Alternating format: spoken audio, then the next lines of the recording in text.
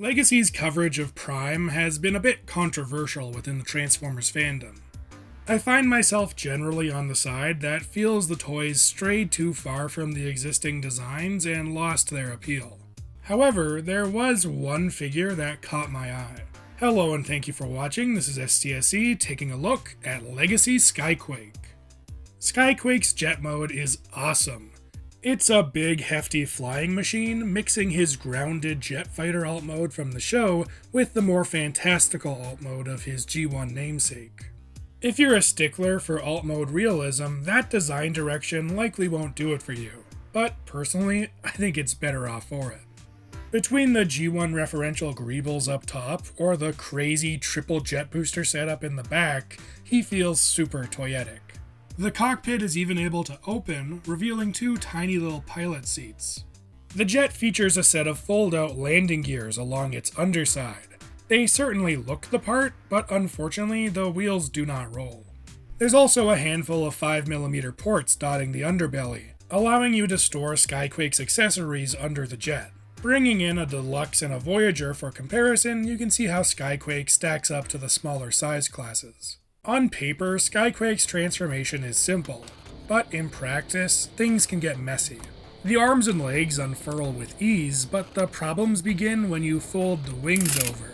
Parts constantly collide, and I often find myself having to micromanage the wings' positions. Then there's the nose cone fold, a crucial bit of transformation which constantly feels like it's going to break. I don't blame the SkyQuake early adopters for struggling with this step, considering how finicky it is. And to be honest, I don't particularly enjoy this conversion altogether. But it does result in a pretty slick bot mode. While this is an amalgam of his G1 and Prime appearance, I do think it does a good job of capturing the essence of the Prime character.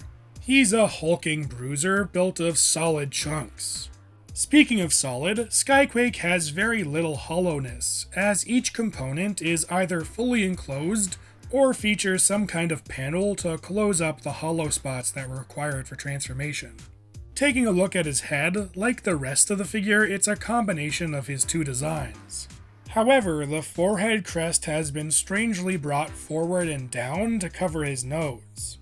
As far as I can tell, this design cue doesn't really come from either his G1 or Prime appearance, and does give the head a bit of a weird look. I don't mind it too much, but I do think it reduces the figure's likeness to the Prime character. SkyQuake's back cleans up nicely, with the only design-inaccurate kibble being the dangling cockpit. Everything else is exactly where it should be, giving him the proper thruster wing pack.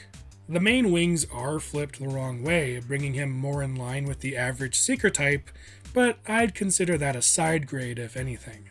The one major aesthetic problem with this mode is the chest, which ended up incredibly flat, like almost sandwich board level. I don't mind the lack of a cockpit or the G1 referential nature of the details, but the sheer flatness of it all really does hurt his overall appearance.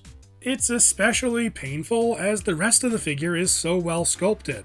While he has lost the signature Prime curves, the limbs do capture the armored beefy look of the original CG model.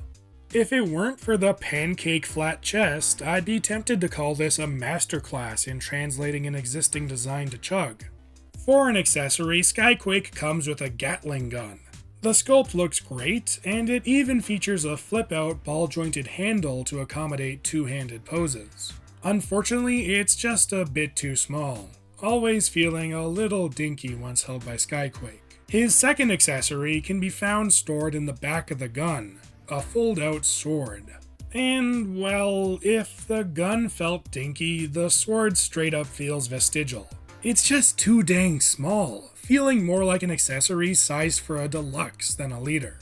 Strangely, it also features a ridge along its handle, meaning it can only fit into his left hand and likely won't fit into many other figures' grips. Then the cherry on top. The blade doesn't have a stopper, meaning it's incredibly easy to hyperextend it, leaving the sword looking broken. In the end, I usually just leave the sword folded up and stored in the gun. So how articulated is SkyQuake? Well, first of all, the head is on a ball joint, which can look left and right and look up. Unfortunately, there's no tilt or wiggle room, so it's not quite as expressive as I would have liked. Then he's got these big old shoulder pads, which are attached by an armature. At the base, it's a universal joint, and then at the end, it's a universal joint pegged up into a ball joint. So there's a decent amount of range here, and it's pretty good at getting out of the way. Then at the shoulder, there is a full 360 swivel and a ratchet outwards. And I feel bad complaining about a ratchet, especially on a modern figure where they feel like they're getting rarer and rarer, but this ratchet just doesn't feel great. It's very squeaky, and it kind of feels like it's grinding itself down as I use it. So yeah, I'm not a huge fan of it. It's also so tight that I find when I go to turn it, I often end up, turning or engaging one of the other joints, which are much looser around it. So that can be a little annoying. What isn't annoying is that due to transformation, he actually has a butterfly joint. And that can be really useful for bringing the arm forward. Then there is a bicep swivel and a double joint at the elbow, which doesn't get like a full 180 curl or anything, but it does get a decent bit above 90. Then there is a swivel at the wrist. The wrist can also bend this way. It locks in for transformation, but I find it pops out fairly easily. I don't think that's a very useful bit of articulation, so I usually just try and leave it plugged in.